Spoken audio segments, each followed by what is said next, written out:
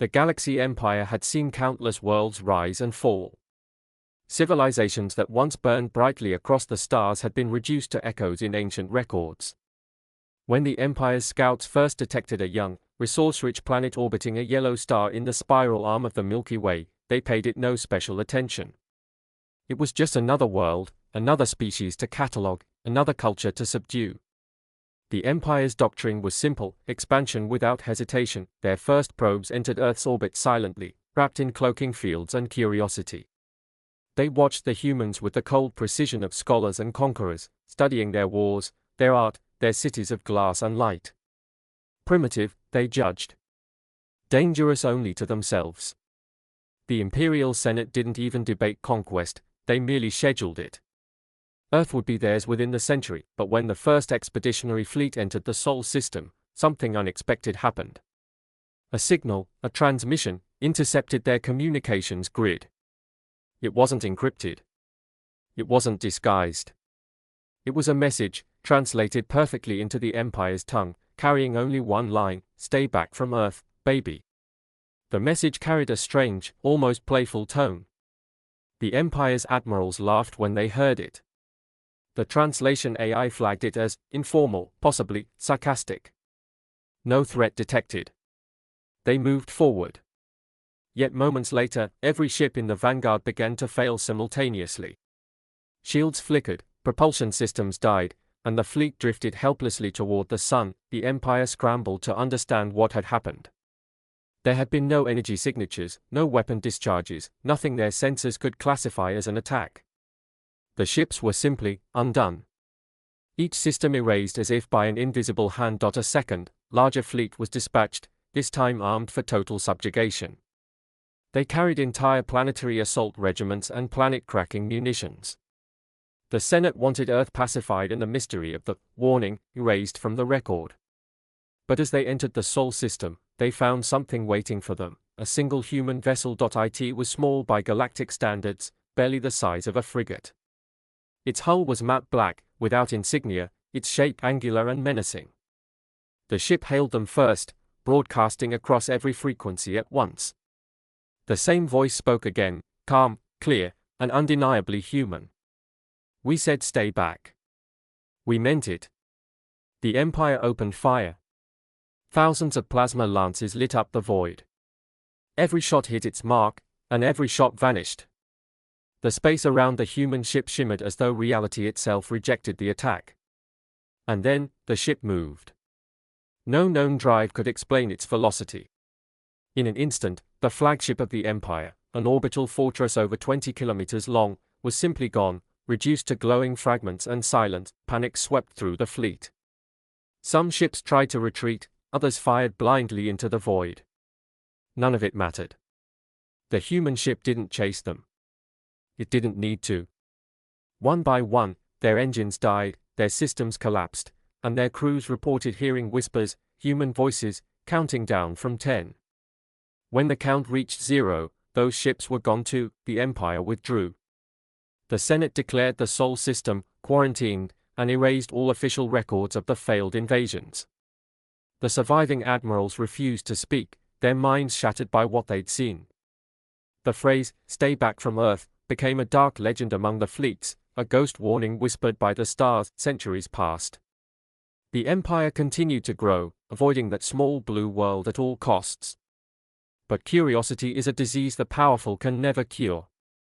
Eventually, a new emperor rose, ambitious, ruthless, and unafraid of ancient ghosts. He ordered another mission to Earth, this time with technology far surpassing that of his ancestors. The scouts reported no human activity beyond their solar borders. Earth appeared calm, thriving, peaceful. The emperor laughed at the superstition and sent the largest fleet ever assembled to finally claim what should have been ours eons ago. When the fleet reached Neptune's orbit, something unexpected happened again. The entire system came alive. Every moon, every planet, every orbiting station activated defense systems of impossible design. The sun itself pulsed in synchronized rhythm, releasing controlled bursts of energy that crippled the incoming ships. Then came the voice, ancient and familiar. "We warned you once," it said, now colder, heavier, as if spoken by all of humanity at once. "You didn't listen. From the darkness beyond Pluto, human ships emerged. Not hundreds. Not thousands. Millions. They carried no visible weapons, yet each one radiated the unmistakable weight of power, power that bent space-time around them. The Empire's sensors overloaded. Communications died. The Emperor's command ship floated helplessly, surrounded by a silent armada of human vessels. The humans did not fire. They did not destroy. They simply transmitted one last message: humanity does not conquer. Humanity remembers. The galaxy is wide, but Earth is ours. Stay back from our baby. The entire fleet was returned to its home system within an instant, perfectly intact, but missing all data, all logs, all memories of the event. Only one line remained in their computers, etched into encrypted files no one could delete. The Empire's scientists spent decades trying to decode the phenomenon. Every attempt to study the Sol system ended in corruption, data loss, madness, or unexplained disappearances. Ships sent to the system never returned, or worse, came back hollow, crews missing, logs scrambled, and navigation systems filled with nonsense coordinates pointing nowhere in the known galaxy. Some whispered that Earth was protected by a god machine, an ancient AI born from human ingenuity and rage. Others claimed humanity had ascended beyond physical form, existing now as energy and memory, watching from the shadows of reality itself. But the truth was simpler, and far more terrifying. Humanity had learned, after their first encounters with alien species centuries ago, humans realized that peace in the stars was fragile. They saw what empires did to weaker civilizations, how worlds were stripped bare and people enslaved in the name of progress. So they built something no empire could ever match, a defense network that merged quantum physics, sentient computation, and human will.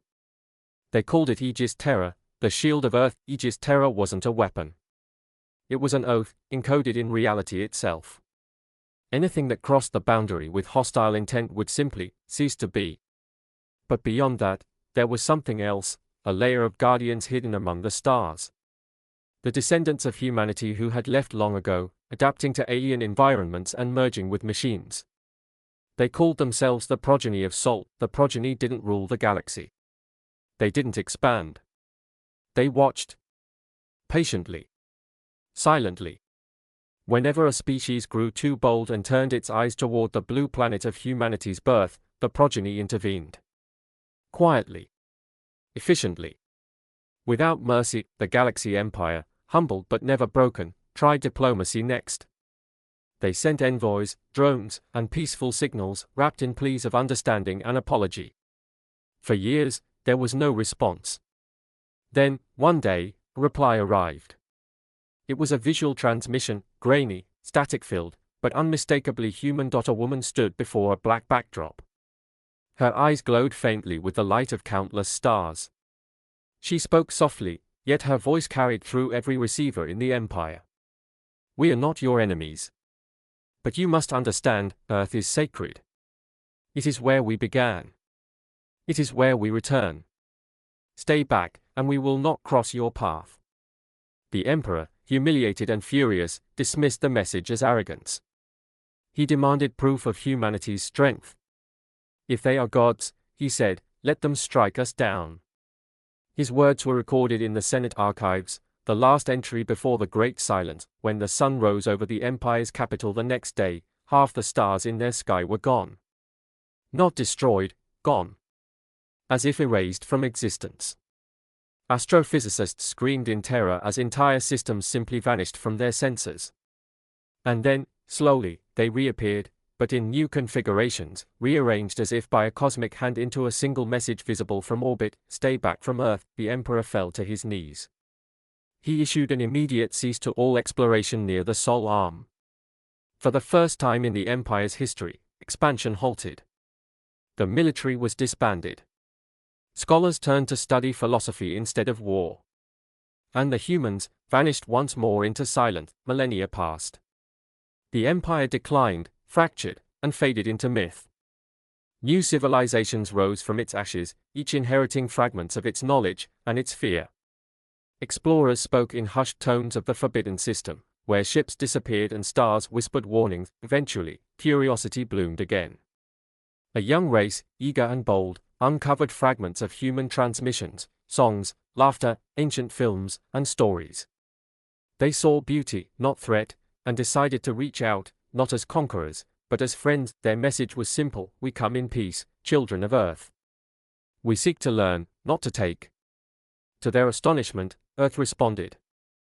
The transmission came not from a machine, but a living voice, a human child, laughing. You finally get it, the child said. We've been waiting a long time. The galaxy watched as the first peaceful exchange with Earth unfolded. The humans revealed themselves, not as gods, not as conquerors, but as guides. They shared knowledge of medicine, energy, and creation itself, reshaping countless civilizations in harmony, yet the warning remained. On every human transmission, on every satellite beacon around Sol, one phrase was engraved like a heartbeat of the species: stay back from Earth, baby. It's where we keep our soul. In time, the legend transformed from fear into reverence. Pilgrims traveled as close as they dared to the Sol border, not to invade, but to gaze upon the cradle of life that had shaped the destiny of galaxies. Some said if you listened carefully near Earth's orbit, you could still hear the echo of humanity's first and last warning, drifting like a lullaby through the void. It was not a threat. It was love. Fierce, protective, eternal. Humanity's promise to itself, and to the stars, that no matter how far they roamed, Earth would always be home, and across the endless dark, the Empire's ruins and newborn worlds alike remembered the lesson carved into the heart of the cosmos: do not touch the child of Earth. The years that followed the Great Silence reshaped the very fabric of galactic civilization. The collapse of the Empire had left a power vacuum so vast that entire sectors descended into chaos. Worlds once bound by imperial decree now looked to the stars for guidance, and in their desperation, they found whispers, fragments of transmissions from the humans who had once warned them away. Those fragments became scripture. Entire religions formed around the words, "Stay back from Earth." Priests of the stellar faith recited tales of the human guardians, beings who wielded the power to bend the cosmos, who punished the proud and protected the innocent.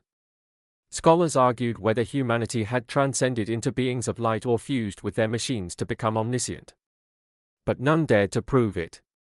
Even millennia later, no ship that crossed into the Sol boundary returned. Those that hovered near the edge of human territory reported strange phenomena, voices in their minds, flashes of impossible memories, and sometimes, the soft hum of a heartbeat resonating through the hull. On the world of Acheron Prime, deep in the ruins of what was once the Imperial Science Directorate, a small team of archaeologists uncovered something extraordinary. It was a black obelisk, covered in shifting patterns of light, unlike any known material. When touched, it spoke, not in words, but in emotions. Fear. Awe. Respect. And then, a voice whispered through the air, so faint they thought it was the wind. You shouldn't be here. The team vanished that night, and their entire station was found empty, power still running, light still flickering. Only the obelisk remained, its surface now engraved with 3 words: go home. Now.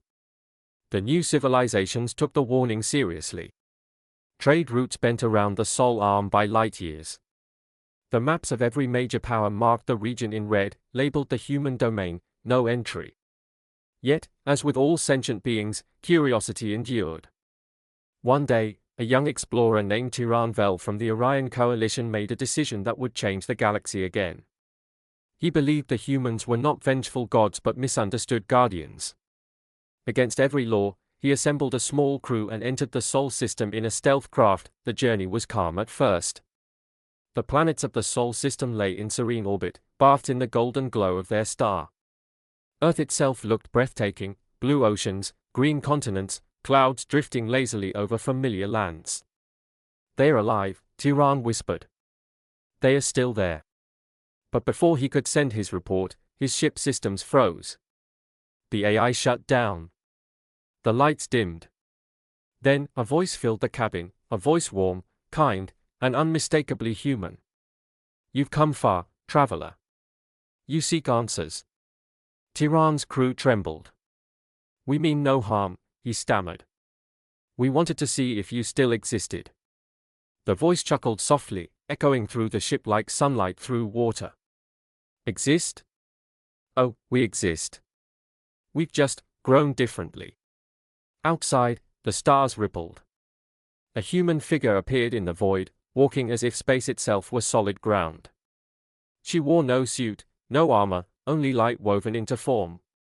Her eyes held galaxies. You don't need to fear us, she said. Just understand, we guard what must never be lost. The ship was surrounded now, hundreds of luminous figures drifting closer. Tiran realized they weren't machines. They were human. Or something that had evolved from humanity. They pulsed with thought, memory, and energy so intense it distorted time itself. What is Earth now? He asked. The woman smiled, her gaze turning toward the distant blue world. Home, she said simply. Always home. Then the figures faded. The ship powered back on. All systems restored. Tiran and his crew found themselves beyond the soul boundary once more, their memories intact but their coordinates scrambled. Their vessel's data logs contained only one file, an image of Earth, and beneath it, the text, "Tell them we are watching. Tell them to stay kind." The Orion Coalition received the report and chose to share it with the galaxy. For the first time in ages, humanity's legend changed shape, from a warning to a promise. People began to believe that humans were not vengeful gods but eternal stewards, protecting the seed of life from those who would destroy it. The galactic balance shifted once more. Rival factions laid down arms. Worlds once at war began to unite under a new understanding. Strength without compassion leads only to ruin. Still, some remained skeptical. The remnants of the old empire, the dominion of the crowned stars, saw this new peace as weakness. They declared that the age of human myth had ended. Their leaders claimed that the so-called human defense field was nothing more than advanced deterrent technology, long since decayed. To prove their superiority, they launched an armada toward Earth. Every world in the galaxy held its breath. As the Dominion fleet crossed into the Sol region, the stars dimmed. Their ships vanished from sensors. Minutes later, the communication networks of every species received a live broadcast. It showed the Dominion's flagship, hovering in silence, surrounded by human vessels of pure light. A single human stepped forward, hands clasped behind his back, his voice steady. "Your ancestors were warned," he said. "You have chosen arrogance over memory." He lifted his hand, and the Dominion's ships began to disintegrate, not exploding, not burning, but unraveling at the molecular level. "We do not punish. We correct." In an instant, the fleet was gone, erased so cleanly that even their radiation signatures vanished. After that day, no one ever questioned the old warning again. The legend of Earth spread farther than the borders of any empire, whispered by navigators and traders, sung by travelers as a prayer of safe passage. May the stars guide you, but never let your path cross Earth uninvited. And yet, the humans did not isolate themselves forever. They began sending emissaries, small drones of light, to distant worlds, sharing cures for dying suns, solutions to famine, technologies that defied understanding. These emissaries never stayed long, never revealed where they came from. But in every message they left behind, one phrase appeared: protect what you love. As we protect ours. Eventually, the galaxy began to realize what the warning had truly meant. Stay back from Earth, baby, was not a threat, it was a plea. A reminder that even gods have something they hold sacred. Humanity had seen what unchecked power could do, and they vowed never to let their home suffer that fate. Thousands of years later, when the stars began to fade and civilizations crumbled one by one, a new light appeared in the void, massive structures of unknown origin, surrounding dying suns and reigniting them. They were human. The last caretakers of the galaxy. Their message, transmitted across every remaining world, carried the same signature it had since the dawn of interstellar history. Calm. Gentle. Absolute. This galaxy was once our playground, our battleground, and our cradle. But above all, it was our home. If you wish to survive, remember what we said at the beginning. Stay back from Earth, baby. And when the final civilizations looked toward the night sky, they saw it, Earth, glowing brighter than any star, surrounded by an aura of light that stretched across galaxies. Humanity had become the guardian of creation itself, still keeping watch, still holding the line between chaos and life, and somewhere in the infinite quiet, as newborn worlds took their first breath, the old warning echoed once more, not in fear, but in reverent, "Stay back from Earth, baby." That's where the story began. And that's where it will begin again. A million years passed, and still, the legend endured. The galaxy had changed beyond recognition, stars had burned out, empires had risen and fallen like waves upon a cosmic shore. Yet, at the center of all stories, one world remained untouchable. Earth. The cradle. The forbidden blue. Entire generations of explorers grew up hearing the same bedtime tale, the humans who defied gods, who rewrote the laws of existence, who vanished into light. For most, it was myth, a fable to teach respect. But for some, it was a challenge. Among them was Kael, heir to the Dominion Reborn, a proud and reckless ruler who refused to believe in old warnings. He was raised on conquest, taught that fear was weakness. When his advisors warned him of the human zone, he laughed. "If these humans are real, they are relics," he said. "And if they are gods, then I shall meet them face to face." Against the council of his elders, Kael gathered a fleet of 10,000 ships, armed with weapons that could crack planetary cores. As his armada approached the soul boundary, his ship's sensors filled with static. The stars around them flickered. Some claimed they saw shadows in the void, human silhouettes walking in the dark of space. Kael ignored it all. He ordered the fleet to proceed. And then, the universe shifted, time stopped. Every engine froze mid-burn. Every crew member found themselves standing not on their ships, but in open space, breathing, weightless, staring at the infinite. Before them stood a single figure. Human. Ageless. Her eyes glowed faintly with the reflection of galaxies. "You shouldn't have come," she said softly. Her voice carried no anger, only sorrow. "We told your ancestors. We told their ancestors. This is not your place." Kael drew himself tall. "You cannot command the galaxy forever," he said, defiance trembling in his tone. "The stars belong to all life." The woman smiled, faintly, sadly. "And yet, it was humanity who lit them for you." With a gesture, she reached toward the nearest star, and it pulsed brighter, illuminating her form. Kael saw what lay beneath her skin, not flesh, but constellations. She was made of starlight. "Do you think we guard Earth because of pride?" she asked. "We guard it because it remembers everything. Every war. Every tear. Every dream. It is where sentience first learned compassion. It must never be touched by conquest again." Kael opened his mouth to argue, but then he saw his fleet, frozen in the distance like toys suspended in amber. His admirals stood motionless, eyes filled with wonder.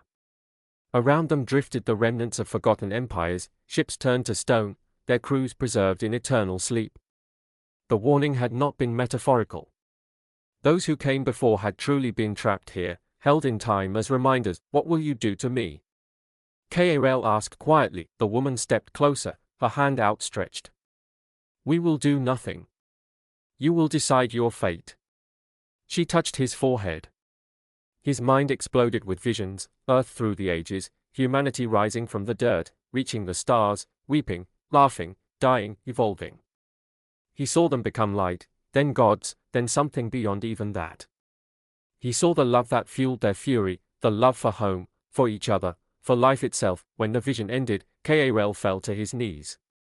Tears streamed down his face. "I understand," he whispered. "I will go home." When his fleet reappeared on the edge of their own galaxy, they found centuries had passed. Kael became a prophet, teaching peace instead of war.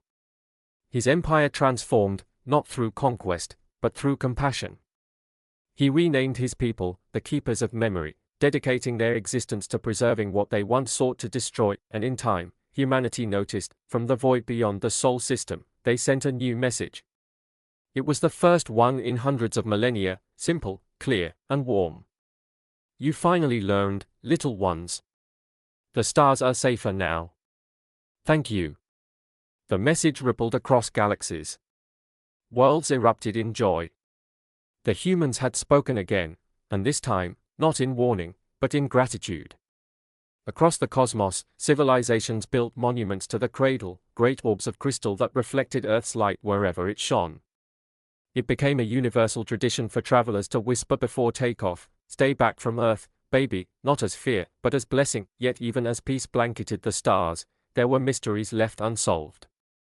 Deep space probes occasionally caught glimpses of vast structures orbiting dead galaxies, machines that bent reality, repairing broken suns and restoring lost worlds. They bore the unmistakable signature of human design, elegant, functional, alive. One such construct, larger than a moon, drifted near a dying star. Alien observers named it the Cradle Engine. On its surface, a single inscription glowed in countless languages: "We protect life." Always. When the star reignited moments later, the observers wept. Humanity had become the gardeners of creation. A billion years later, even time itself began to fade. Galaxies grew dark, and entropy devoured all things. Still, the light of Earth endured. Travelers from collapsing civilizations made pilgrimages to the Sol system, seeking solace in its eternal glow.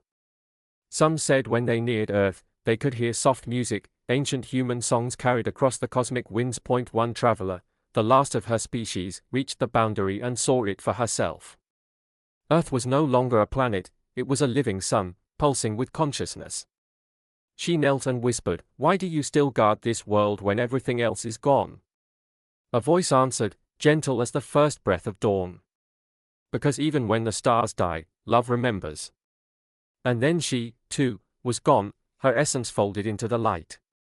Humanity's glow spread once more, weaving across what remained of the universe, reigniting the cosmic sea. And so, when the next cycle of existence began, when the first atom of the new universe hummed to life, a faint echo lingered in the vacuum, a message written into the fundamental code of reality. Scientists of the new cosmos would one day detect it, hidden within the cosmic background radiation, older than time itself. It would read, "Stay back from Earth, baby." That's where everything begins again. Time itself eventually folded into a new rhythm. Stars that had long since burned out returned, galaxies spun anew, and the universe hummed with the quiet promise of life. Yet, through it all, Earth endured, untouched, untouchable, a beacon of light and memory in the endless dark. Humanity had long transcended physical form. They were no longer bound by flesh or planets, yet their presence remained in every pulse of Earth's heartbeat, in every ripple of its oceans, in the whisper of its winds. The planet itself had become a living testament to their legacy, a cradle not only of life, but of purpose, compassion, and remembrance. Across the reborn universe, civilizations arose, and every explorer who ventured near the Sol system felt it, a presence, gentle but undeniable, reminding them that some things were sacred. They could study, they could admire, but they could not take. They could not disturb. The warning remained eternal, no longer a threat, but a covenant: "Stay back from Earth, baby." And in that quiet command was the essence of humanity, not as conquerors, not as gods, but as guardians. They had shown the galaxy that power without restraint is meaningless, and that true strength lies in protection, in love, and in remembering where one comes from. As the new universe unfolded, Earth remained at its center, a living emblem of life's potential and humanity's enduring spirit. Stars might rise and fall, empires might flourish and fade, but Earth, and those who had loved it enough to guard it, would always endure. The galaxy, in time, came to understand, some worlds are untouchable not because of what they hold, but because of who they are.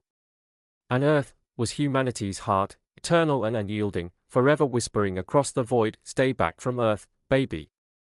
This is where everything begins, and everything matters. The universe listened. And it obeyed.